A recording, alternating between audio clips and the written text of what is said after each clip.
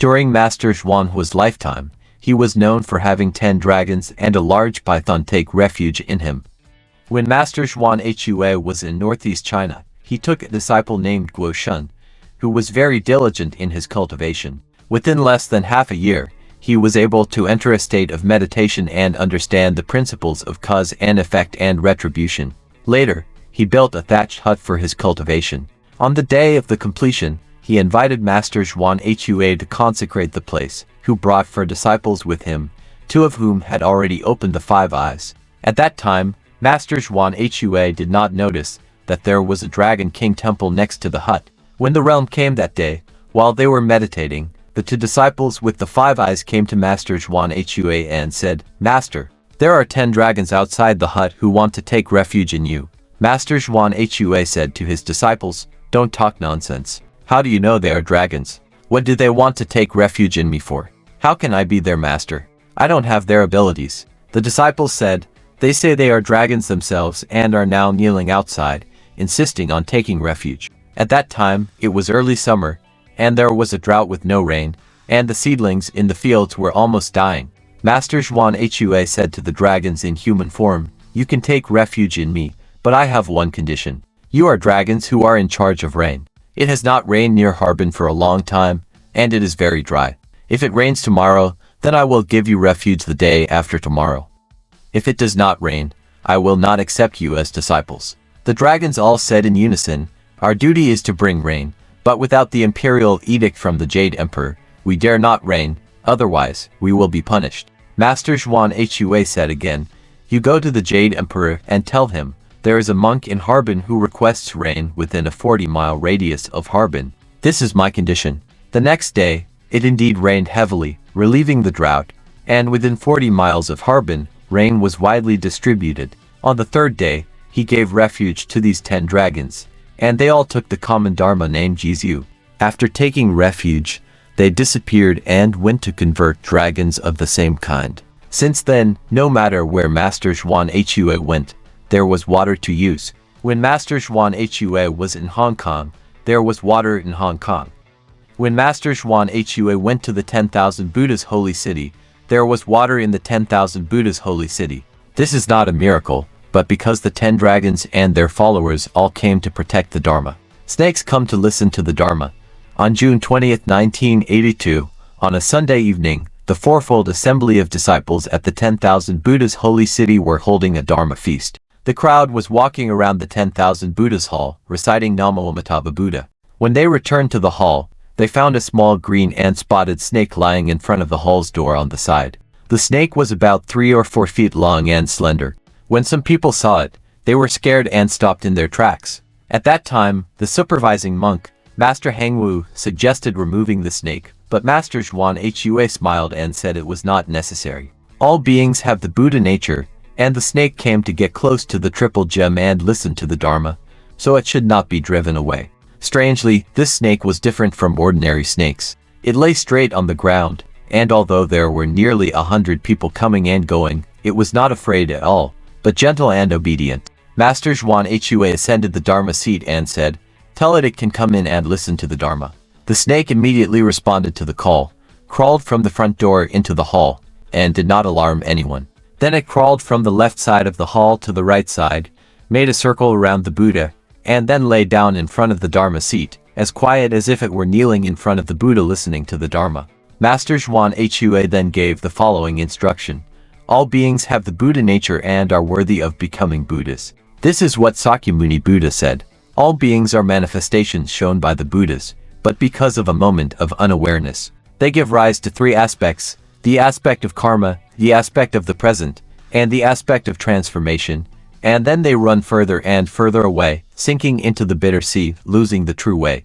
This kind of truth is very simple, but unfortunately, it is often overlooked. Practitioners of the Tao should also think like this. All beings are my parents in past lives, and future Buddhas. Since they are my parents in past lives, I should try to be filial and offer them, so that they can leave suffering and attain happiness, and birth and death. Since they are future Buddhas, we should respect them, as if they were the Buddhas of the 10 directions and 3 times before they become Buddhas. If you can always think like this, you will not have a disrespectful heart, impolite, or annoying thoughts towards any beings. The so-called sentient beings are not only those that ordinary people can see with their eyes, but also include those that are invisible, such as ghosts, gods, immortals, demons, etc., which are also part of the sentient beings. Since they are part of the sentient beings, they should be treated with sincerity and not be looked down upon or treated with disrespect, and they should be treated equally. Today, when everyone entered the Buddha hall, they saw a snake, which is also one of the sentient beings. But because it appeared in the form of a snake, people were scared and did not recognize it, and were even scared silly. But this snake came to get close to the triple gem and listen to the Dharma and sutras. Otherwise, how could it lie so obediently and not move at all on the threshold? Although it looks like a small snake at first glance, it actually knows how to change in thousands of ways, can become invisible, can become small, can become big, and can also soar through clouds and fog, flying in the air. We just don't know its abilities. This snake will also achieve the Tao in the future.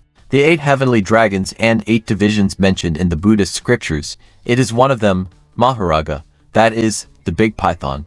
Observing the origin of this snake, it may have been a minister of a small country during the Zhou dynasty. He harbored a cunning plan to usurp the throne. He hid a dagger soaked in poison wine in his sleeve and stabbed the king.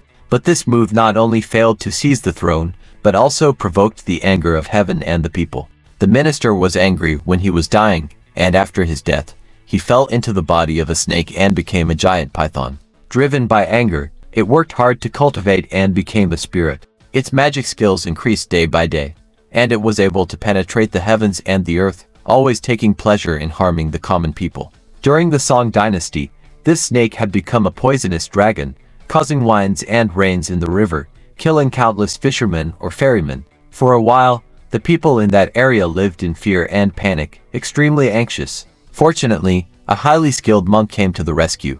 The monk stood on the bank with a staff, shouting at the poisonous dragon. The dragon was furious when he heard the voice and showed his ability, showing a giant python body of thousands of feet. However, the monk was empowered by the strength of Vira Samadhi and was not afraid at all. He used the method of summoning and subduing, and after a life and death battle of 3 days and 3 nights, he finally subdued the poisonous dragon.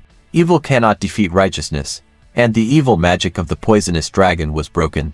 With no choice, it had to surrender. The monk preached the Dharma for it. Everything is suffering, emptiness, impermanence, and no self.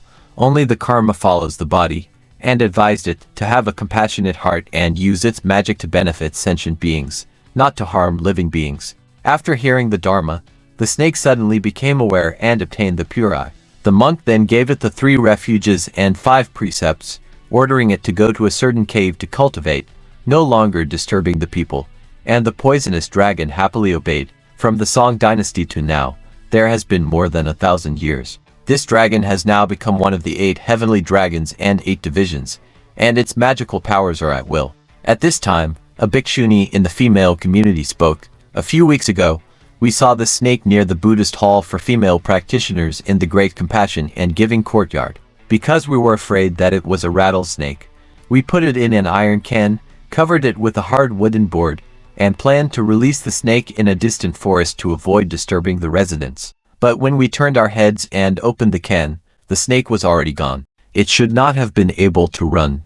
No wonder it has magical powers. Built by Master Hsuan Hua, it often came to the temple to listen to the scriptures. Although it did not harm anyone, all sentient beings were scared of its snake form. Once, someone also put it in an iron can and transported it to the mountains a few kilometers away to release it, but when they opened the can, the snake had already flown away. Now, the Dharma has spread to the west, and it has also crossed the ocean to come to the United States to protect the Dharma. Finally, Master Hsuan Hua gave the following gentle advice.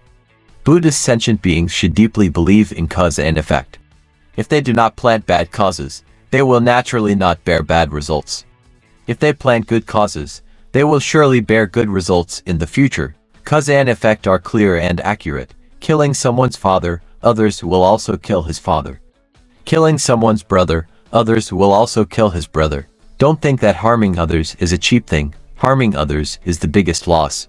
Why? Heaven has the virtue of cherishing life, and does not want any sentient beings to do things that harm sentient beings. Once the cause and effect are wrong, The so-called one stumble becomes 1,000-year hate, one loss of the human body, 10,000 kalpas are no longer. You can believe anything, but you must believe in cause and effect. Bodhisattvas fear the cause and do not fear the result. In the cause, he is very careful to plant good causes. As for the bad causes that are unknowingly planted, he accepts the bad results calmly. He faces the reality and accepts the results, never complaining about heaven and others. On the contrary, we sentient beings are afraid of the result but not afraid of the cause.